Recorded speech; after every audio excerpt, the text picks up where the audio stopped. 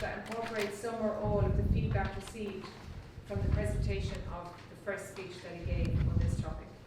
His speech is a little bit longer than the other two tonight. It's going to be 12 to 15 minutes. He didn't give me a reason for that. It's obviously on pathways, Chris. So if we can welcome our third speaker, Chris Byrne.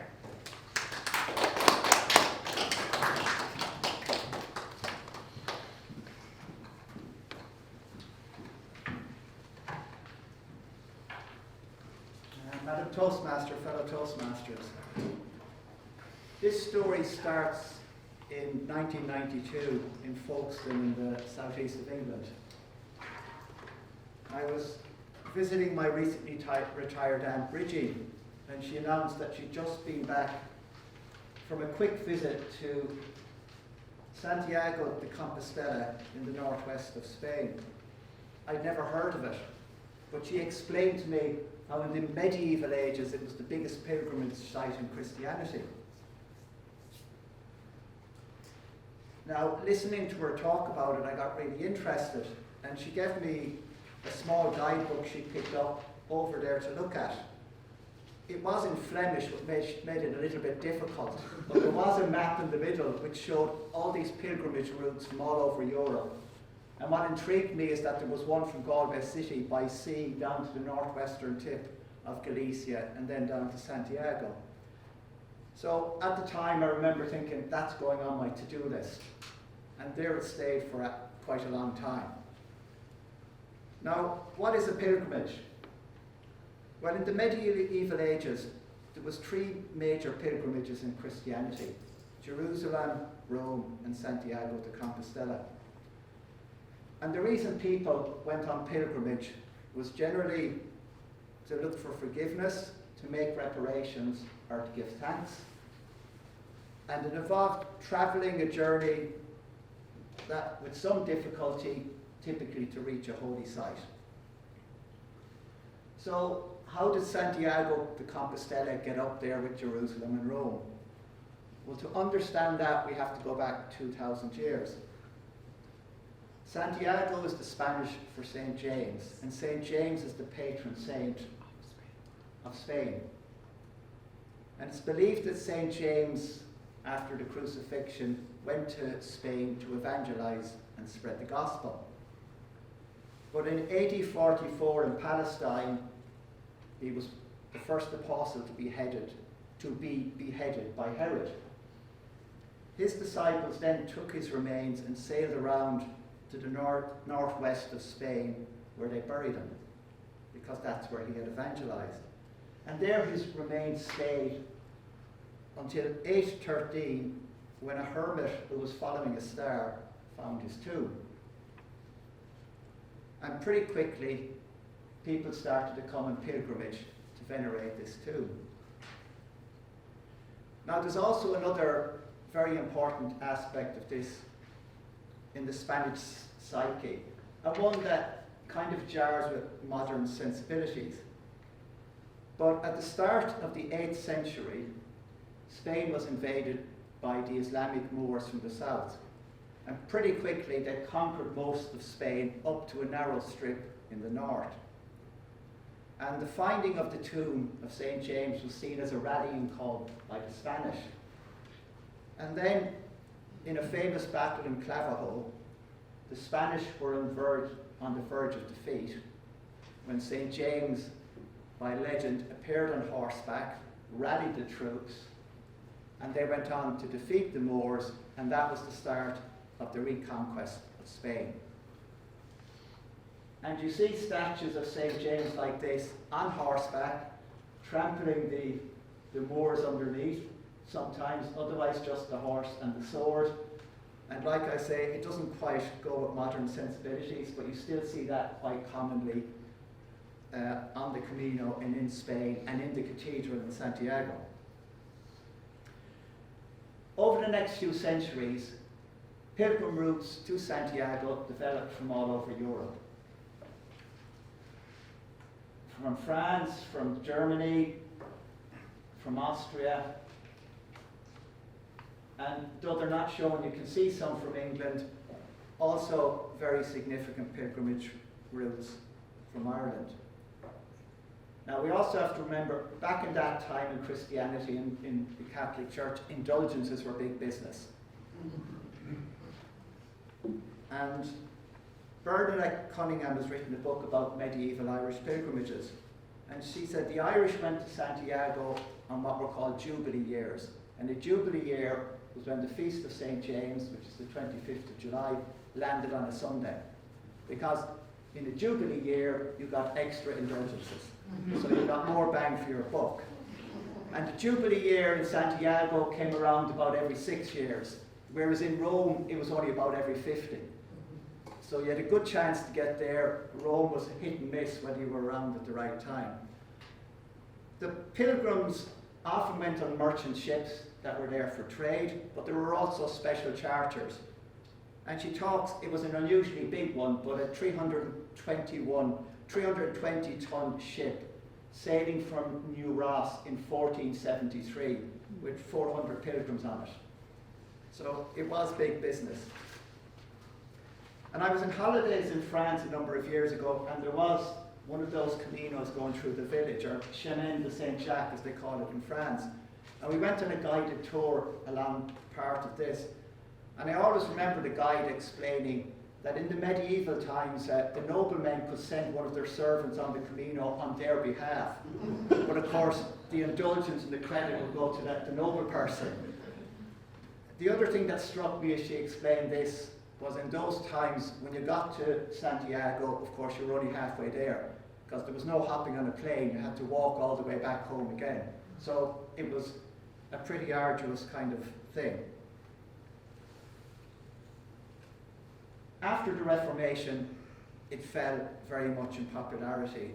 And in the 1980s, for instance, there was maybe a couple of thousand coming to Santiago, having walked along the Camino.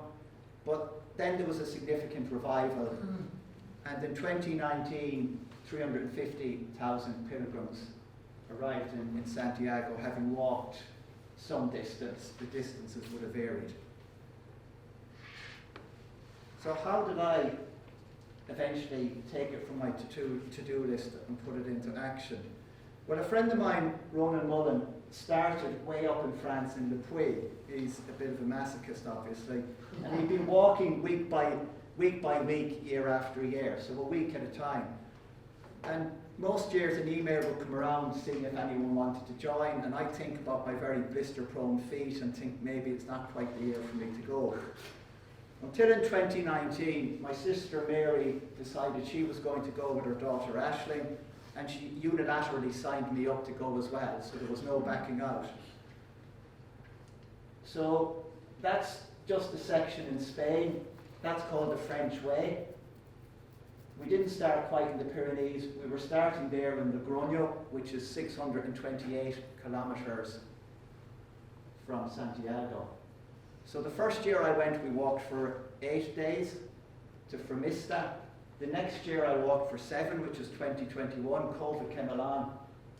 And then finally, this year, my niece Aisling and I decided that in August we were going to attempt to finish our Camino by starting in Astorga and walking all the way to Santiago de Compostela. So that was 266 kilometers we had to complete it. We were going to be walking for 11 days. We decided to go hardcore. We were going to stay in hostels, in dormitories. So that's bunk beds with lots of other people in the same room. And we were carrying our rucksacks, which is about another 10 kg that you have to carry. So what was our typical day like on the Camino? Well, in August it can get quite hot. So most days we left typically around 6 o'clock to avoid the heat of the afternoon. We walked for 1 or 2 hours, depending on where we were, and then we'd stop for breakfast. It depended on finding somewhere that you could stop, but you generally could. Breakfast was orange juice, cafe con leche grande, though the grande wasn't very grande a lot of the time, and a croissant. There's lots of pictures of my niece, well, with no food, but generally with her food, because her mother, like most mothers, was worrying that she wasn't eating properly, so I had to keep sending photographs back to show it. We then would stop again at 10:30, another coffee and something nice, and we would typically get into where we were going before 1 o'clock. We'd book into the hostel, and then we needed something big to eat. And the great thing on the Camino is most places you stop have a pilgrim's menu. And the pilgrim's menu is a primero, which looks like that. It's not a starter, it's a big plate. Secondo, not the same meal, but you get the gist of it. The same thing, and then a dessert and a drink. If you wanted a glass of wine, that's what you get. That used to cost us typically the grand total of €13 each. So it's pretty hard to knock that. Then we had to, back to the hostel, wash ourselves in the shower, wash our clothes, hang them on the line to get them dry for the next day. A big bar of French lavender soap was perfect for washing yourself and your clothes, so that then both of you smelled nice the next day. What were the walking conditions like, people often ask me? Well, they varied, but generally the conditions were pretty good. That's just coming out of a village, but we did get sections walking on concrete footpaths or roads. That's typically walking through some of the forests, again, nice underground conditions. Gravel track along the side of the road there. Walking down the main road here on the right, because the footpath was a bit too much of a camber, which was hurting sore ankles at that stage, and there wasn't too many cars, and that's a timber boardwalk. The lights have kind of gone, you can't quite see it. So it was all very nice. Most of the time you could see where you're going like that, but we did have a couple of tough days. Day 2, when we were there, went from Rabanal to Ponferrada. It was really tough. If we weren't going up, we were going down. If we weren't going down, we were going up. And the ground conditions underfoot were particularly rough. So every step you took, you had to watch it so you didn't twist an ankle. But that was unusual. We also had a day, which is captured here, with the big climb up O Sobrero, where you go up 600 metres over 6 kilometres, so it's pretty steep. That was the only day in the 26 days I walked where we had rain, and boy did it rain, from early morning all the way through. The only thing that was funny about that was that as the 2 Irish people, we managed very well with the rain. The Italians and the Spaniards with their lovely tans seemed rather put out by it, but we were in our element. As you can see.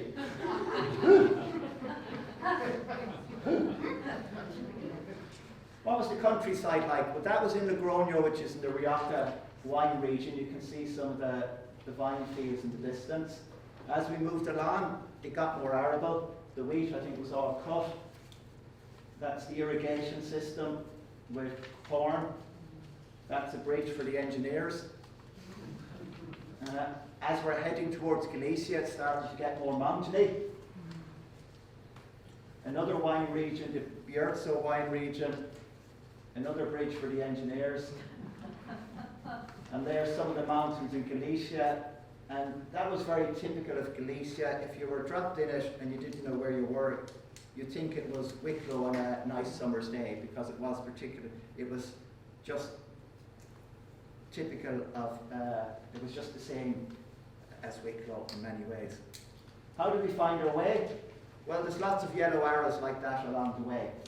And then these more official markers telling you how long you have left. In Galicia, it was slightly bizarre. They thought we needed to know how long was left to the nearest metre, which I suspect was a precision that was unwarranted, but that's, all their signs went to 3 decimal places. How do we survive? Well, they were my fate. My niece had no blisters. I took them all for the team. I also had to strap my left ankle because it was giving me trouble, and I then had to strap my left leg. Then I had to put on lots of Alterol, and then I found that I needed to take 2 Nurofen. So somehow I got through the day, but it was pretty humbling when I was hobbling along, and people who I'd normally be walking much faster than were walking past me. But I suppose that's part and parcel of a pilgrimage experience. You meet lots and lots of different people. There's probably as many people as there is reasons that people go on the Camino. Just a couple of funny things that happened to us. That was the church in a small village where we happened to land there on a Sunday. So we went down for the Sunday Mass at 1 o'clock. As we're walking down, we were sort of thinking, boy, they really dress up well here for Mass on a Sunday. And then we started to worry that we might be crashing a wedding, because that's how well they look dressed. It turns out there was a first communion, but there was just one girl making her first communion. They seemed to have a different system there, because there was lots of other kids along to celebrate. But we sat at the back, you know, we tried to be inconspicuous. We clearly weren't in our shorts and sweaty shirts, but they were quite happy to see us, and it was a privilege to sit there. The other bizarre thing we came across was some guy, I presume from Australia, at 7 o'clock in the morning, playing a didgeridoo to a Spanish horse. I don't see why you bring a didgeridoo on the Camino #1, and I don't quite understand why you might think a Spanish horse wants you to play it for him, but he clearly did.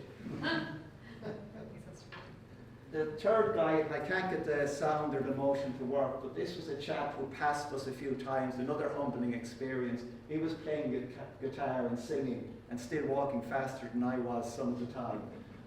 But it was very nice to see it. So did we make it to Santiago eventually? Well, we did. That's us on day 11 in front of the big cathedral. And people have asked me since, what did it feel like to get there? And I always tell them, it's hard to put into words.